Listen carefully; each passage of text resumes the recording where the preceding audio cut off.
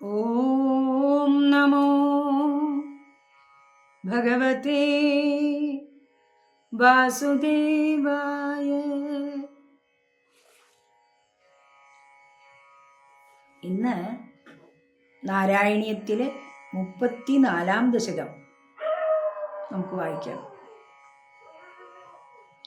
34, 35 ദശകങ്ങളൊക്കെ രാമായണത്തെക്കുറിച്ചാണ്. രാമൻ്റെ ചരിതമാണ് നമ്മൾ ഇനി പറയാൻ പോകുന്നത്. എത്രയോ ശ്ലോകങ്ങൾ കൊണ്ട് വാൽമീകിയും, അതുപോലെ നമുക്കറിയാം കർക്കിടക മാസത്തിൽ നമ്മൾ തുഞ്ചത്തെഴുത്തച്ഛൻ്റെ രാമായണം കിളിപ്പാട്ട് വായിച്ചാണ് അല്ലേ. ഇത്രയും വലിയ സംഭവം രാമൻ്റെ കഥ 2 ദശകങ്ങളിലായി ചുരുക്കി പറയുകയാണ് നമ്മുടെ ഭട്ടതിരി. നോക്കാം.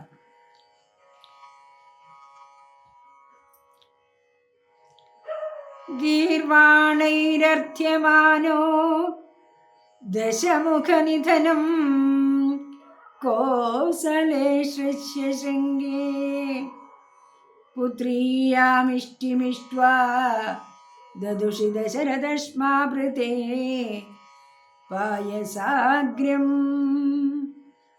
തദ്ഭുക്ത്യാ തത്പുരന്ത്രീഷ്വപി തിസൃഷു സമം ജാതഗർഭാസു ജാതോ രാമസ്ത്വം ലക്ഷ്മണേന സ്വയമഥ ഭരതേനാഭി ശത്രുഘ്നനാമ്നാ. ഞാൻ പറഞ്ഞല്ലോ 34, 35 ദശകങ്ങൾ കൊണ്ട് രാമായണ കഥ ചുരുക്കി പറയുകയാണ് ഭട്ടതിരി. 34-ാം ദശകത്തിലെ 1-ാമത്തെ ശ്ലോകം ആണ് നമ്മളിപ്പോൾ കേട്ടത്. 24,000 ശ്ലോകങ്ങളിലായി രാമായണം കഥ പറഞ്ഞ വാൽമീകിയെ തോൽപ്പിച്ചുകൊണ്ടാണ് ഭട്ടതിരി 2 ദശകങ്ങളിലായി രാമായണ കഥ സംഗ്രഹിച്ച് പറയുന്നത്. അപ്പോൾ കഥയിലേക്ക് പോവാം നമുക്ക്. മഹാപരാക്രമിയായ രാവണൻ ത്രൈലോക്യാധിപതിയായി തീർന്നിരിക്കുകയാണ്. ശിവഭക്തനും വേദജ്ഞനുമാണെങ്കിലും അഹങ്കാരം വർദ്ധിച്ചപ്പോൾ ദേവന്മാർക്കും ഋഷിമാർക്കും സ്വൈരം നഷ്ടപ്പെട്ടു രാവണനെ കൊണ്ട്. അവർ ബ്രഹ്മാവിനെയും മഹേശ്വരനെയും മുൻനിർത്തി വിഷ്ണു ഭഗവാനെ ശരണം പ്രാപിച്ചു. ഭഗവാൻ താൻ തന്നെ മനുഷ്യനായി അവതരിച്ച് രാവണ നിഗ്രഹം നടത്തുന്നതാണെന്ന് അവർക്ക് ഉറപ്പുകൊടുത്തു. അങ്ങനെ കോസല രാജാവായ ദശരഥ മഹാരാജാവ് സന്താനലബ്ധിക്കായി ഋഷ്യശൃംഗൻ എന്ന മഹർഷിയെ കൊണ്ട് പുത്രകാമേഷ്ടി എന്ന യാഗം നടത്തിച്ചു. ആ യാഗത്തിൽ അഗ്നികുണ്ഡത്തിൽ നിന്ന് ഉയർന്നു വന്ന ദിവ്യപുരുഷൻ ദിവ്യമായൊരു പായസം ദശരഥന് കൊടുത്തു. ആ പായസം ഭക്ഷിച്ച രാജപത്നിമാരായ കൗസല്യ, കൈകേയി, സുമിത്ര എന്നീ 3 പത്നിമാരും ഒരേ സമയം ഗർഭിണികളായി. അവർക്ക് രാമൻ, ലക്ഷ്മണൻ, ഭരതൻ, ശത്രുഘ്നൻ എന്ന 4 മക്കളുണ്ടായി. ഭഗവാന്റെ അവതാരമായി ശ്രീരാമൻ അങ്ങനെ പിറവിയെടുത്തു. ഗീർവാണൈരർത്ഥ്യമാനോ ദശമുഖനിധനം കോസലേ ശൃംഗേ പുത്രീയാമിഷ്ടിമിഷ്ട്വാ ദദുഷി ദശരഥശ്മാഭൃതേ പായസാഗ്രം തദ്ഭുക്ത്യാ തത്പുരന്ത്രീഷ്വപി തിസൃഷു സമം ജാതഗർഭാസു ജാതോ രാമസ്ത്വം ലക്ഷ്മണേന സ്വയമഥ ഭരതേനാഭി ശത്രുഘ്നനാമ്നാ.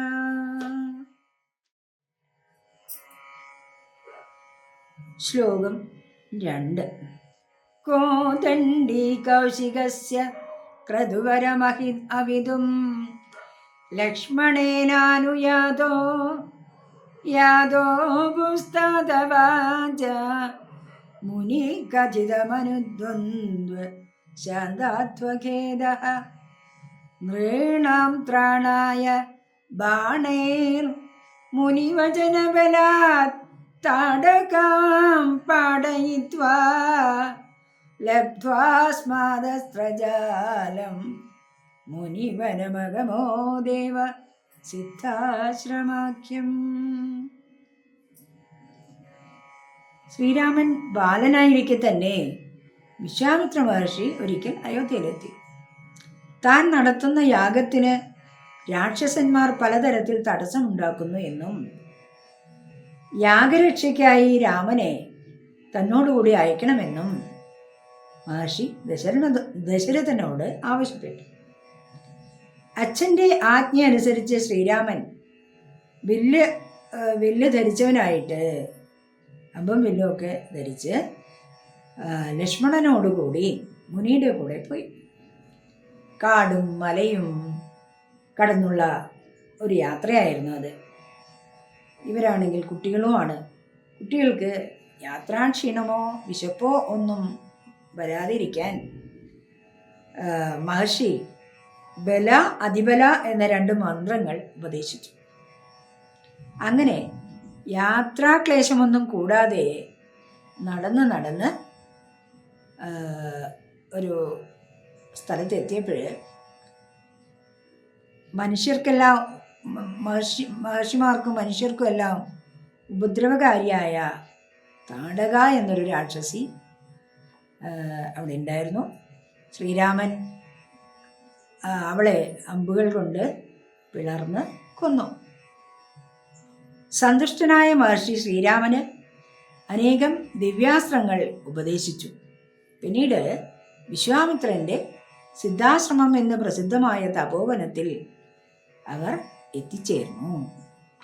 കോദണ്ഡീ കൗശികസ്യ ക്രതുവരമവിധം ലക്ഷ്മണേനാനുയാതോ യാതോ പുസ്താദവാച മുനികഥിതമനുദ്വന്ദ് ശാന്താത്വഖേദഃ നൃണാം ത്രാണായ ബാണിർ മുനിവചനബലാത് താടകാം പാടയിത്വാ ലബ്ധ്വാ സ്മാദസ്ത്രജാലം മുനിവനമഗമോ ദേവ സിദ്ധാശ്രമാഖ്യം.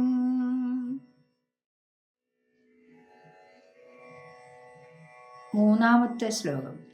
മാരീചന്ദ്രാവയിത്വാ മഖശിരസി ശരൈരന്യരക്ഷാംസി നിഘ്നൻ കല്യാം കുർവന്ന കല്യം പഥി പദരജസാ പ്രാപ്യ വൈദേഹഗേഹം ഭിന്ദാനശ്ചന്ദ്രചൂഡം ധനുരമരി സുധാമിന്ദിരാമേവ ലബ്ധ്വാ രാജ്യം പ്രാതിഷ്ഠതാസ്തും ത്രിഭിരപി ച സമം ഭ്രാതൃവീരൈ സദാരൈഃ. വിശ്വാമിത്ര മഹർഷിയുടെ സിദ്ധാശ്രമത്തിലെത്തിയ ശ്രീരാമൻ യാഗരക്ഷ ഏറ്റെടുത്തു. ഋഷിമാർ യാഗം ആരംഭിച്ചു. പതിവ് പോലെ മാരീചന്റെ നേതൃത്വത്തിൽ യാഗം മുടക്കുന്നതിന് രാക്ഷസന്മാരെത്തി. ശ്രീരാമൻ ബാണങ്ങൾ കൊണ്ട് മാരീചനെ വളരെ ദൂരത്തേക്ക് ഓടിച്ചു കളഞ്ഞു. ശേഷിച്ച രാക്ഷസന്മാരെ വധിക്കുകയും ചെയ്തു. അങ്ങനെ യാഗം വേണ്ട വിധത്തിൽ അവസാനിച്ചു. പിന്നീട് വിശ്വാമിത്രൻ രാമലക്ഷ്മണന്മാരെയും കൂട്ടി മിഥിലാപുരിക്ക് യാത്രയായി. ഭർത്താവിൻ്റെ ശാപം മൂലം കല്ലായി മാറിയ അഹല്യ ദേവി കിടന്നിരുന്ന സ്ഥലത്തു കൂടിയാണ് അവർ യാത്ര ചെയ്തത്. ശ്രീരാമൻ്റെ പാദം ആ കല്ലിൽ പതിഞ്ഞപ്പോൾ ശാപവും ശാപകാരണമായ പാപവും നശിച്ച് അഹല്യയ്ക്ക് സ്വന്തം രൂപം വീണ്ടു കിട്ടി. അഹല്യാമോക്ഷത്തിന് ശേഷം അവർ മിഥിലയിലെത്തി. മിഥിലയിൽ പൂജിച്ചു വെച്ചിരുന്ന ശിവന്റെ വില്ലിനെ മിഥിലാധിപതിയായ ജനകന്റെയും വിശ്വാമിത്രത്തിൻ്റെയും അനുവാദത്തോടെ ശ്രീരാമൻ എടുത്തു കുലച്ചു. ഞാൻ വലിച്ചപ്പോൾ വില്ല് 2ആയി മുറിഞ്ഞു. അനേകം വീരന്മാർ ശ്രമിച്ചിട്ടും സാധിക്കാത്ത ഒരു കാര്യമാണ് ഈ ശൈവചാപം ഭേദിക്കുക എന്നത്. ഇത് ചെയ്യാൻ സാമർഥ്യമുള്ള ആൾക്ക് തൻ്റെ മകളായ സീതാദേവിയെ വിവാഹം കഴിച്ചു കൊടുക്കുമെന്ന് ജനകൻ നേരത്തെ നിശ്ചയിച്ചിരുന്നു. അതിൻ പ്രകാരം ശ്രീരാമന് സീതയെ വിവാഹം ചെയ്തു കൊടുത്തു. സീതയുടെ സഹോദരിയായ ഊർമിളയെ ലക്ഷ്മണനും മാണ്ഡവിയെ ഭരതനും ശ്രുതകീർത്തിയെ ശത്രുഘ്നനും വിവാഹം ചെയ്തു. വീരന്മാരായ സഹോദരന്മാരോടും അവരുടെ പത്നിമാരോടും കൂടി ശ്രീരാമൻ സാക്ഷാൽ ലക്ഷ്മീദേവിയായ സീതയോടും കൂടി അയോധ്യയിലേക്ക് തിരിച്ചു. മാരീചം ദ്രാവയിത്വാ മകശിരസി ശരൈരന്യരക്ഷാംസി നിഘ്നൻ കല്യാം കുർവന്ന കല്യം പതി പദരജസാ പ്രാപ്യ വൈദേഹഗേഹം ബിന്ദാനശ്ചാന്ദ്രചൂഡം തനു രാവണിസുതാമിന്ദിരാമേവ ലബ്ധ്വാ രാജ്യം പ്രാതിഷ്ഠത സ്തും ത്രിഭിരബിജസമം ഭ്രാതൃവീരൈ സദാരൈഃ.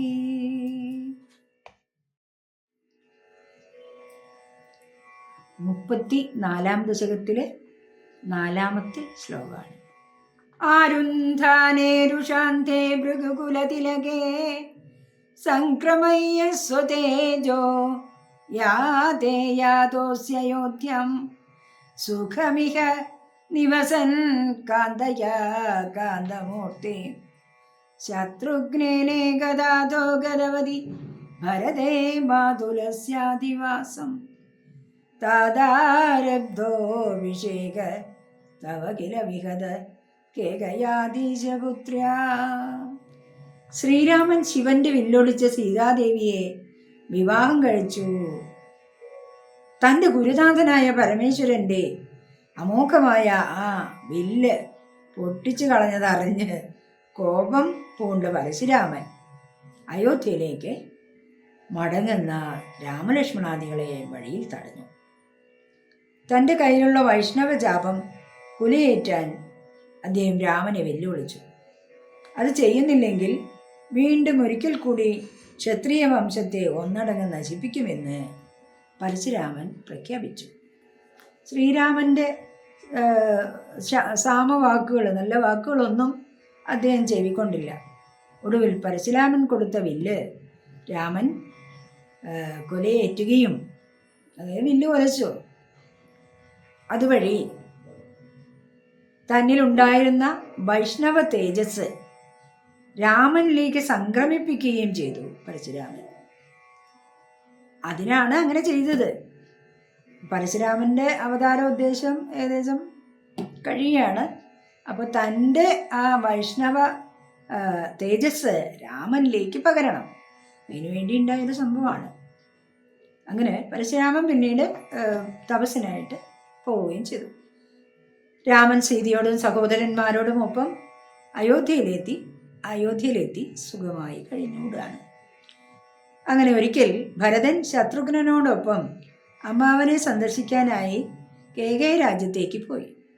ആ സമയത്ത് ദശരഥ മഹാരാജാവ് ശ്രീരാമനെ യുവരാജാവായി അഭിഷേകം ചെയ്യാൻ തീരുമാനിച്ചു. എന്നാൽ ആ തീരുമാനം നടപ്പിലാക്കാൻ ഭാര്യ കൈകേയി അദ്ദേഹത്തെ അനുവദിച്ചില്ല. മുൻപ് വാഗ്ദാനം ചെയ്ത 2 വരങ്ങൾ കൈകേയി ദശരഥനോട് ആവശ്യപ്പെട്ടു.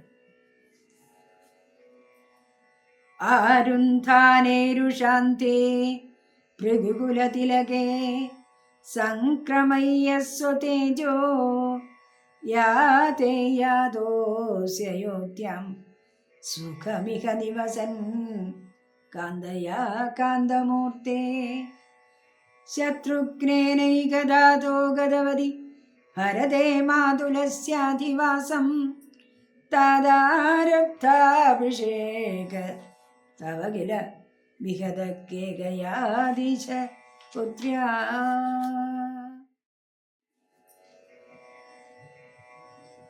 അഞ്ചാമത്തെ ശ്ലോകം. താദോക്ത്യാ യാതുകാമോ വനം അനുജവധു സംയുത ചാവധാരീ നാവാസന്തീര്യ ഗംഗാമതിപദവി പുനസ്തം ഭരദ്വാജമാരാന്നത്വാ തദ്വാക്യഹേതോ രതിസുഖമവസത് ചിത്രകൂടേ ഗിരീന്ദ്രേ.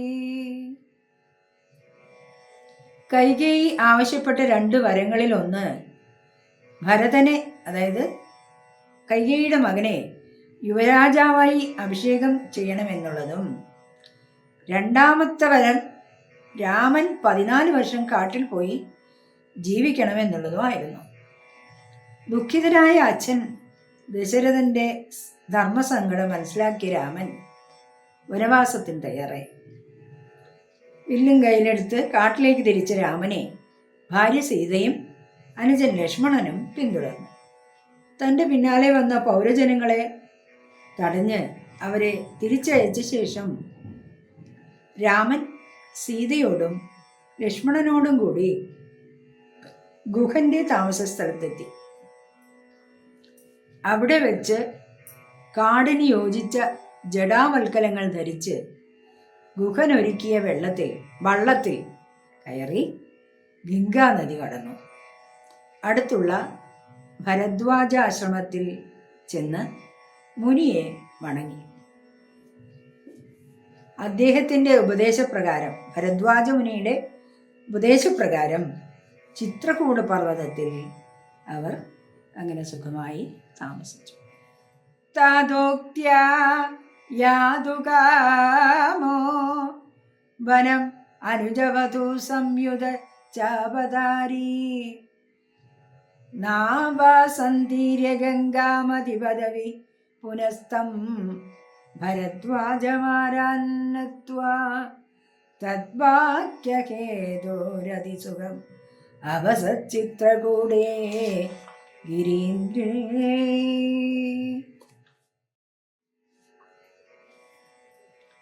അടുത്തത് 6ാമത്തെ ശ്ലോകം. ശ്രുത്വാ പുത്രാർത്തിഖിന്നം ഖലു ഭരതമുഖാത് സ്വർഗയാതം സ്വതാതം തത്തോദത്വാംബുദസ്മൈ നിദധിത ഭരതേ പാദുകാം മേദിനീം ച അത്രിം നത്വാധ ഗത്വാ വനമതിവിപുലം ദണ്ഡകം ചണ്ഡകായം ഹത്വാ ദൈത്യം വിരാധം സുഗതിമകലയ ചാരുഭോ ശാരഭംഗീം. രാമൻ വനത്തിലേക്ക് പോയ ശേഷം ഏതാനും ദിവസം കഴിഞ്ഞപ്പോൾ ദശരഥൻ പുത്രദുഃഖം മൂലം മൃതിയടഞ്ഞു. വസിഷ്ഠന്റെ നിയോഗപ്രകാരം ഭരതനെ അയോധ്യയിലേക്ക് വരുത്തി. കാര്യങ്ങൾ അറിഞ്ഞ ഭരതൻ പിതാവിൻ്റെ അന്ത്യകർമ്മങ്ങൾ നിർവഹിച്ച ശേഷം രാമനെ തിരിച്ചു കൊണ്ടുവരുവാനായി സർവ പരിവാരങ്ങളോടും കൂടി ചിത്രകൂടത്തിലെത്തി. ഭരതനിൽ നിന്ന് പിതാവിൻ്റെ വേർപാടിനെ കുറിച്ച് അറിഞ്ഞ ശ്രീരാമൻ ദുഃഖിതനായി. പിതൃതർപ്പണം നടത്തിയ ശേഷം ഭരതൻ വളരെ നിർബന്ധിച്ചെങ്കിലും ശ്രീരാമൻ തിരിച്ചു പോകാൻ തയ്യാറായില്ല. അവസാനം ഭരതൻ്റെ അപേക്ഷ അനുസരിച്ച് തൻ്റെ മെതിയടിയും ഭൂമിയും, അതായത് രാജ്യവും നൽകി ഭരതനെ ആശ്വസിപ്പിച്ചു. ഭരതൻ അങ്ങനെ പരിവാരങ്ങളോടൊപ്പം തിരികെ പോയി. അതായത് ശ്രീരാമൻ്റെ പേരിൽ താൻ രാജ്യം ഭരിക്കും എന്ന് പറഞ്ഞിട്ടാണ് ഭരതൻ പോയത്. അതിനുശേഷം ശ്രീരാമൻ കരുതി ഇനി ഈ ചിത്രകൂടത്തിൽ വസിക്കുന്നത് ശരിയാവില്ല. ദണ്ഡകവനത്തിലേക്ക് അദ്ദേഹം യാത്രയായി. മാർഗമധ്യേ അത്രി മഹർഷിയെ കണ്ടു, വന്ദിച്ചു.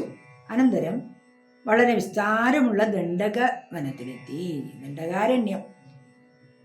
അവിടെ വെച്ച് ഭയങ്കര ശരീരമുള്ള വിരാധൻ എന്ന അസുരനെ വധിച്ചു. പിന്നീട് ശരഭംഗ മഹർഷിയുടെ ആശ്രമത്തിലെത്തി അദ്ദേഹത്തിന് മോക്ഷം നൽകി.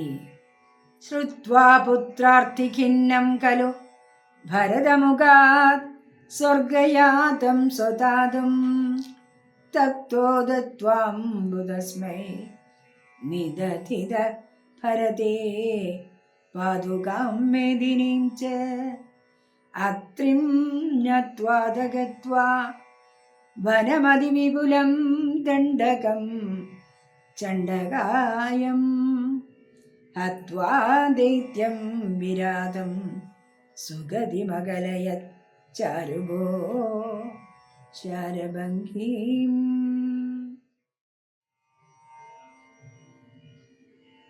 ഏഴാമത്തെ ശ്ലോകമാണ് ഇന്ന്.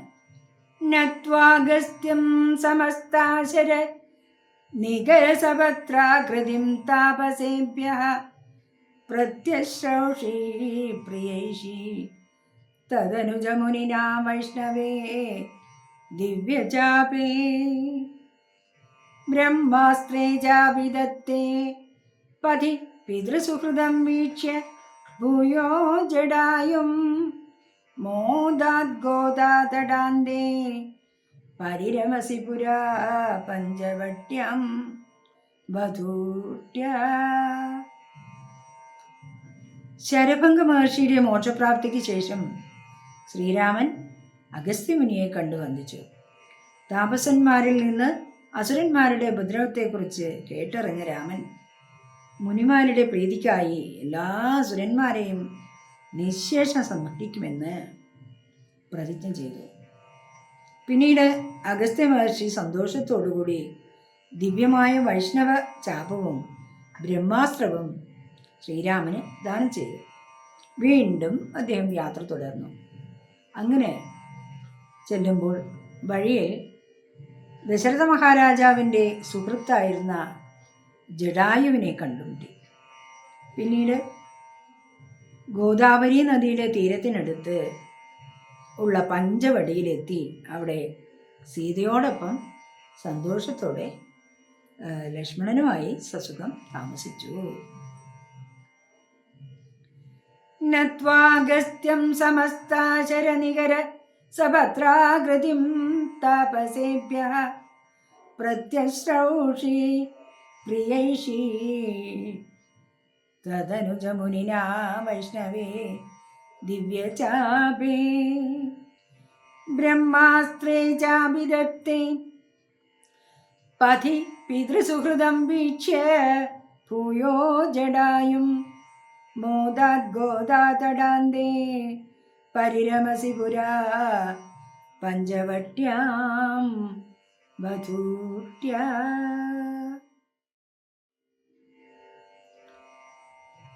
ഇന്ന് എട്ടാമത്തെ ശ്ലോകമാണ്. പ്രാപ്തയാശൂർപ്പണക്യാമദനജല ധൃതൈരർത്ഥനൈർ നിസ്സഹാത്മാ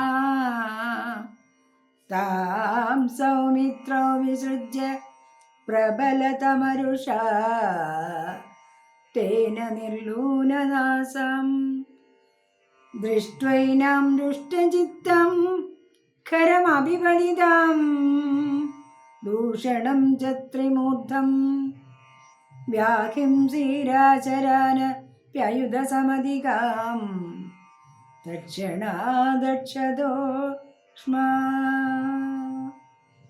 സീതയോടും ലക്ഷ്മണനോടും ഒപ്പം പഞ്ചവടിയിൽ സുഖമായി കഴിയുമ്പോൾ രാവണന്റെ സഹോദരിയായ ശൂർപ്പണഖ ഒരിക്കൽ അവിടെ എത്തി. രാമനെ കണ്ട് കാമവികാരം കൊണ്ട് മനസ്സിളകിയ ശൂർപ്പണഖ ഒരു മറവും കൂടാതെ തൻ്റെ ആഗ്രഹം രാമനെ അറിയിച്ചു. ശൂർപ്പണഖയുടെ ലജ്ജയില്ലാത്ത ഈ അഭ്യർത്ഥന കൊണ്ട് മനസ്സ് മടുത്ത ശ്രീരാമൻ, അഭ്യർത്ഥനയല്ല കേട്ടോ, അർത്ഥനയാണ് അല്ലേ, ലക്ഷ്മണൻ്റെ അടുത്തേക്ക് പറഞ്ഞയച്ചു അവളെ.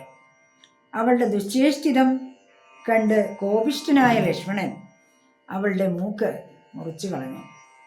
മൂക്ക് മുറിഞ്ഞ വികൃതരൂപിയായി തൻ്റെ മുന്നിൽ വന്നെത്തി മുറവിളി കൂട്ടിയ ശൂർപ്പണഖയെ കണ്ട് അവളുടെ സഹോദരൻ ഖരൻ കോപിഷ്ഠനായി.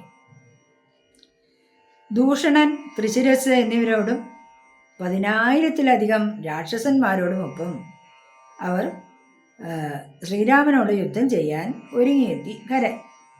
ഒരിക്കലും കോട്ടം തട്ടാത്ത വീര്യപരാക്രമങ്ങളോടുകൂടിയ ശ്രീരാമൻ അവരെല്ലാം ക്ഷണനേരം കൊണ്ട് ഒറ്റയ്ക്ക് തന്നെ പതിച്ചു.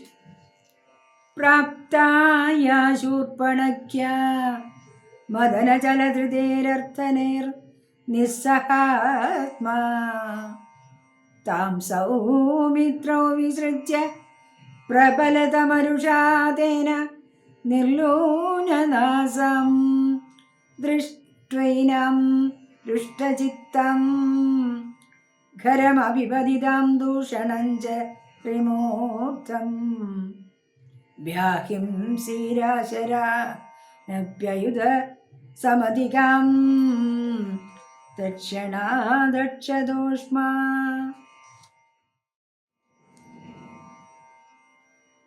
9 ശ്ലോകം.